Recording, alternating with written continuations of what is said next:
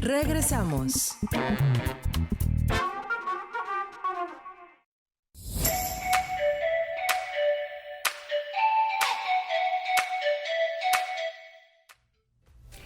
Es un gusto enorme reencontrarme con grandes médicos, con grandes amigos en esta ocasión, con el doctor Héctor Rocha, yo siempre he dicho, uno de los mejores psiquiatras del país y si me apuran, del mundo, ¿eh?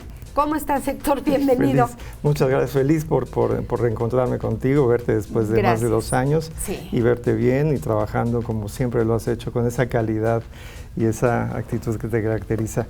Muchísimas gracias, muy honrado de estar aquí. Gracias a Dios, muy bien, con mucho trabajo. Con mucho trabajo, porque además los psiquiatras pues fueron los especialistas que les tocó mucha chamba, o unos de los que les tocó mucha chamba con este tema de la pandemia, del famoso COVID.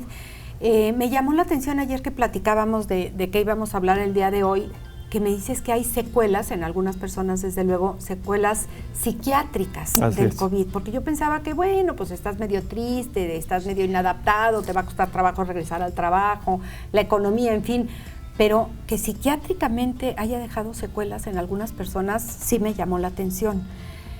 ¿Qué tipo de secuelas y a qué personas les dejó esta afectación? Sí, bueno, hay mucha noticia, mucha información que se va recabando acerca de esta enfermedad terrible que ha sido de 100 años para acá, la más grave y que ha tenido repercusiones en todos aspectos y en el terreno anímico o mental, psicológico, por supuesto también.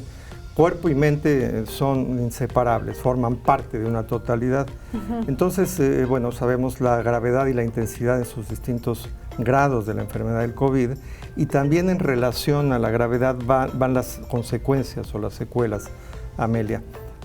Sabemos que es una enfermedad viral, de origen viral, inflamatoria por definición. Los famosos problemas pulmonares gravísimos que causaron tantas muertes, desafortunadamente, ocurren en todos los órganos prácticamente. ¿Que fue por inflamación? Así es. Sí, es una inflamación generalizada, focalizada más en algunos órganos y bueno, el cerebro no está exento de ello, ¿verdad? Entonces, hay 3 niveles de consecuencias o de efectos residuales que trae el COVID. Uno, por un lado, los efectos propios de la emoción, del trauma emocional. Hay muchas personas que lo pueden tomar con tranquilidad, si esto es con síntomas leves, similares a los de una gripa, por ejemplo. En ese caso, pues bueno, los efectos son pasajeros o transitorios, ¿sí? Un estado de ansiedad, de preocupación y sobre todo de miedo a que eso escale o llegue a mayores niveles o tenga mayores consecuencias la enfermedad y por lo tanto pues tiene un efecto traumático leve, vamos a decirlo así, que generalmente es transitorio y pasajero. Un segundo nivel o grado de afectación, Amelia, tiene que ver, y esto es muy importante para el público que afortunadamente nos puede ver y entender e incluso compartir esto, son las secuelas que tienen sobre diferentes funciones mentales y emocionales. Por ejemplo, el insomnio es frecuente, que sobre todo personas que ya eran propensas a problemas del sueño, pues se agudiza más estos trastornos del sueño. Entonces el insomnio se puede hacer más severo, más frecuente, más reacio, rebelde. Junto con esto hay niveles de ansiedad o de depresión con respecto a la situación, no solamente de la inflamación del cerebro, sino también a que esto afecta las funciones de los famosos neurotransmisores, de la serotonina, dopamina, etcétera, que son los reguladores habituales o normales de estos estados de ánimo, también se ven afectados en alguna medida. Vuelvo a repetir, si ya de por sí las enfermedades emocionales o mentales, en este caso la depresión y la ansiedad, que son las 2 más frecuentes a nivel mundial, tienen ya una prevalencia, en este caso se ven afectadas más todavía. Y como ello se manifiestan ya como cuadros de ansiedad más o menos importantes o recaídas depresivas o cuadros depresivos tan solo por esa razón. No hablemos de los casos más severos, por supuesto, que están intubados o que han llegado a situaciones de gravedad, en donde la cercanía y el temor a la muerte o a quedar con secuelas muy graves, pues genera no solamente un trauma emocional muy fuerte, sino efectos ya más duraderos, tanto ansiosos, depresivos, como de trastornos del sueño, para mencionar los principales. Eso es en un nivel. En el otro nivel me refiero a lo que ocurre en el incremento de las depresiones o de los trastornos de ánimo. Esas serían las principales, y otras más que se están viendo, ya no del COVID, pero relacionados con el COVID, que ahorita si quieres los comentamos. Sí. Héctor, el estar pensando o ya no imaginando o realmente sentir a la muerte cerca, como personas que estuvieron intubadas, ¿te hace más susceptible a estos estados de ánimo, a esta ansiedad, a este miedo desproporcionado de decir, es que la vi cerquita y puede llegar a enfermarme psiquiátricamente hablando? Sí. Con cualquier enfermedad, no, sí, con no cualquier padecimiento, cualquier padecimiento que tenga una gravedad mayor, de grave riesgo, de cercanía con la posibilidad de morir, porque no solamente es el hecho de pensarlo, ¿no?, sino que alrededor de uno, como paciente, y uno como médico lo sabe, estar en salas de terapia intensiva, de críticas, entonces es todo un escenario verdaderamente terrorífico, por decirlo de alguna manera, que genera muchísimo miedo y temor, tantas intervenciones que se hacen del personal médico y asistentes para los pacientes que están en terapia intensiva, más aún aquellos que son sometidos a intubación y a sedación. Son situaciones que obviamente están temporalmente inconscientes o sedados, ¿no? Y que no sabes si vas a despertar coma o no. inducidos, etcétera, sí. Incluso, ¿no? Pero el hecho de decir, bueno, pues a lo mejor este es el último momento de mi vida, y lo viven con esa posibilidad y esa angustia, sí, puede dejar efectos traumáticos sobre ello. Para estas personas que lo vivieron, espero que no sean muchas, pero sí, un buen número que quedaron afectadas, ¿qué les recomendarías? ¿Es como una consulta, es como un acompañamiento de parte de un psiquiatra, o es más un asunto psicológico? ¿Qué recomendarías? De ambas condiciones, sí. Ambas situaciones. Yo soy terapeuta, lo sabes también, sí. En diferentes especialidades, y atiendo ambas condiciones, sí. Evidentemente la parte terapéutica incluye el que puedan hablar y plantear y canalizar, desahogar, vamos a decir, la experiencia que tuvieron, teniéndolos muy en el presente. Sí, claro, es válido si pueden llorar, expresarse con el temor y con la angustia de haberse sentido cercanos a la muerte, pero obviamente terapéuticamente uno los ubica en el presente, ¿no? Claro, el pasado es como la puerta de entrada hacia el problema o la crisis o el pánico que les generó el trauma, pero siempre ubicándolos en el presente, evaluando la experiencia que tuvo su organismo, que tuvo la capacidad de atención para tenerlos vivos, es fundamental y muy importante para que no se queden en el trauma del pasado, sino que estén que hay quien ahora sí en se queda presente. En el pasado, ¿verdad? Hay quien sí lo hace, hay quien tal vez no tiene suficiente apoyo o suficiente capacidad emocional en ese momento por la fragilidad emocional con la que quedan, que sí hay que trabajar mucho con ellos con distintas técnicas terapéuticas. Es un acompañamiento y un tiempo que puede ser no claro, no definido, el tiempo que se lleve. Y otra parte es lo que yo mencionaba, todo el desequilibrio químico, fisiológico que ocurre cerebral y que trae como consecuencia estados de ansiedad, de angustia, crisis de pánico, flashbacks que vienen siendo como recuerdos muy puntuales acerca de las escenas críticas que vivieron. Y también estados de depresión, obviamente, porque no solamente, repito, es la experiencia en donde se levantan o tienen que recuperarse físicamente durante muchos meses incluso, sino también la rehabilitación del estado de ánimo que quedó muy bajo. Entonces, se acompaña con alguna frecuencia de tratamientos antidepresivos, por ejemplo. ¿Tiene que ver también con características de la personalidad? Sí. O sea, eso hay es muy quien importante. le pasa lo mismo y no tiene estos traumas, y hay quien sí. Sí, sí. No solamente con la personalidad, que es la capacidad para poder afrontar o no dificultades o resolver problemas, que eso es una parte muy importante, la manera en la que se manejan las emociones, sino también la famosa resiliencia, esta capacidad que desarrollamos, que todos tenemos, pero que algunas personas con un carácter o personalidades más maduras, más adultas, digamos, tienen una mayor capacidad de sobreponerse a crisis tan severas como estas, sí.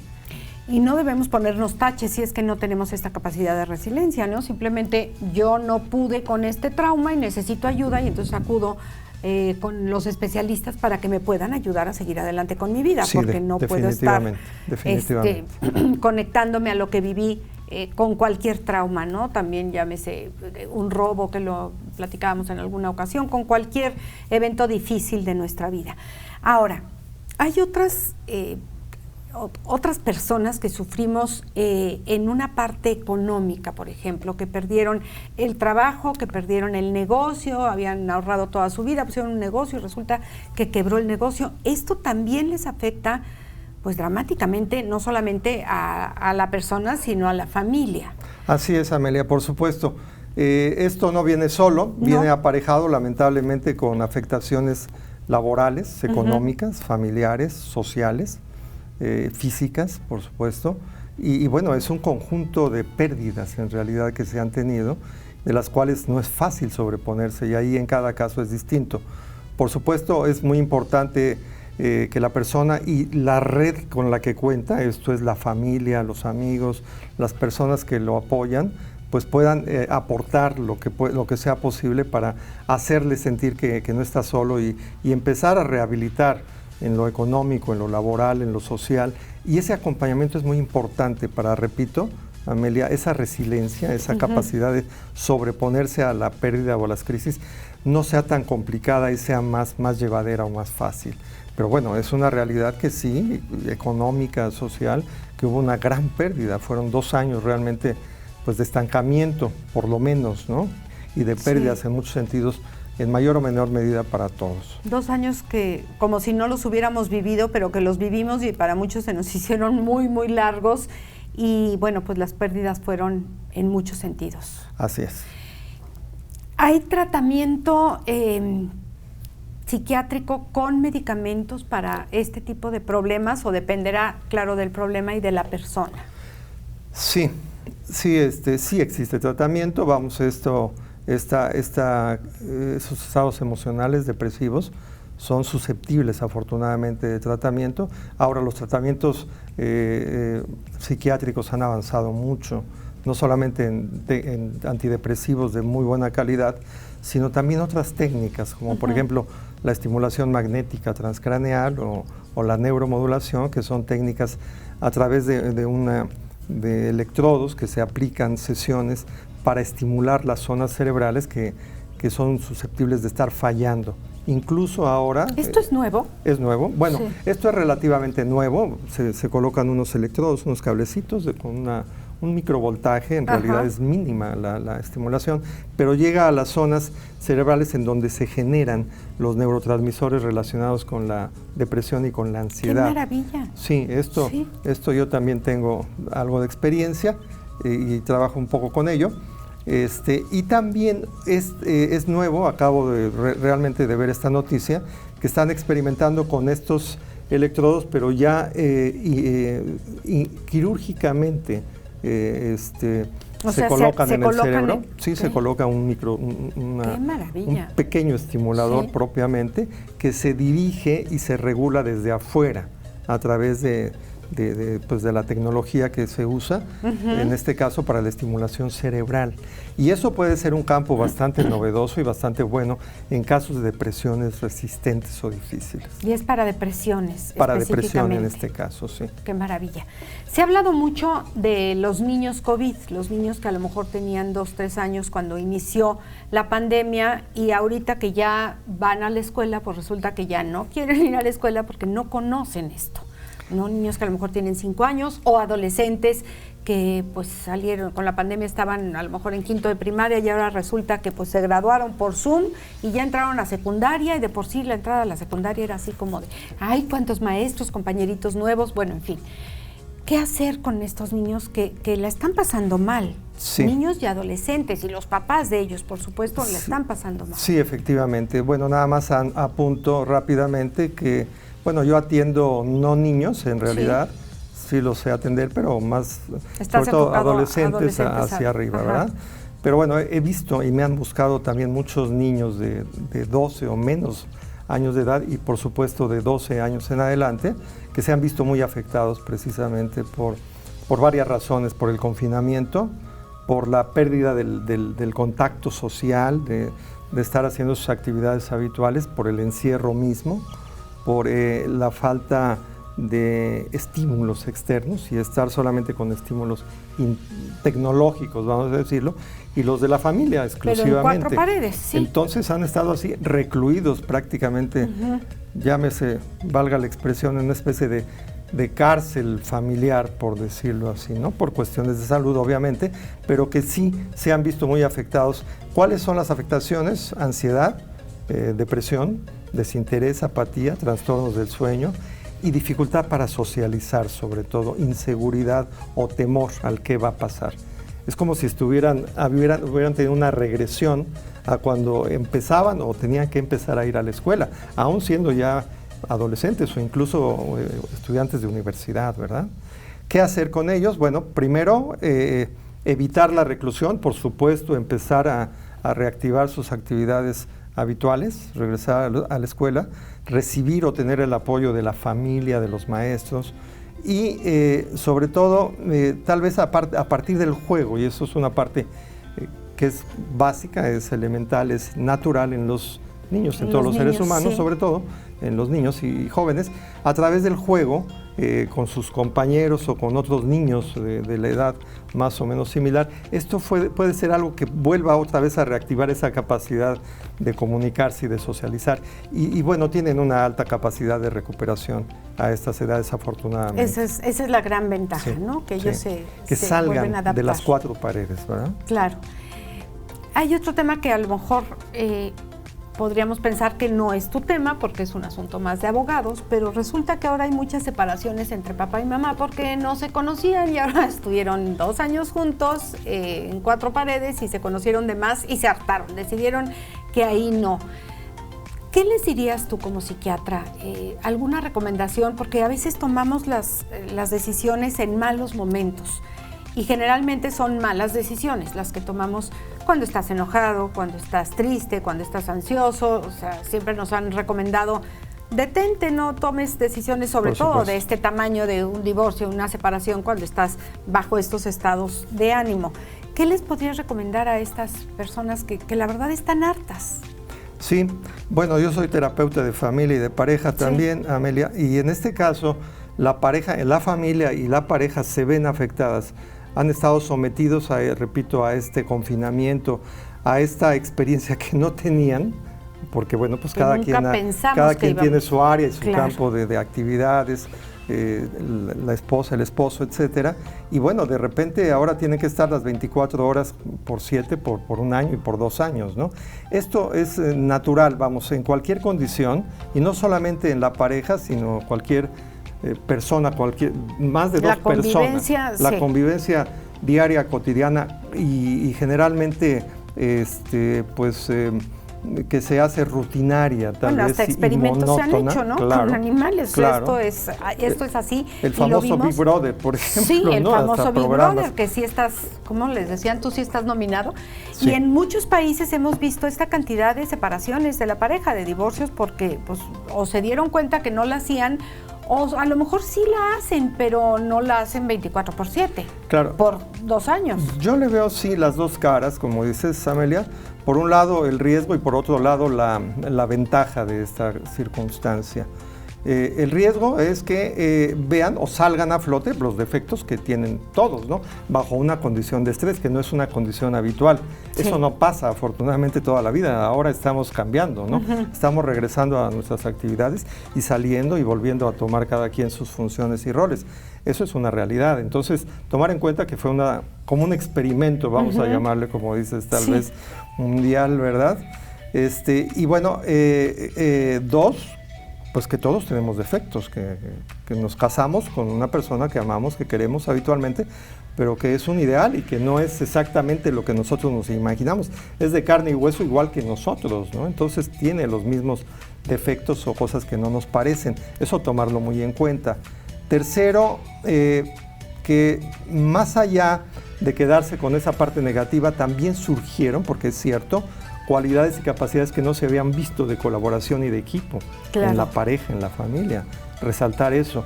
Y sobre todo, tal vez les sirva, y eso sería muy importante, como para una reflexión de vida. Ya no solamente con mi pareja, sino conmigo mismo. Que cada quien, en lugar de ver allá a la otra persona, se vea en el espejo, ¿verdad? Y eso sería algo muy importante, que yo les recomiendo mucho a las parejas cuando están en una situación de crisis, por otras razones, en este caso, como consecuencia de del encierro. Del encierro, sí.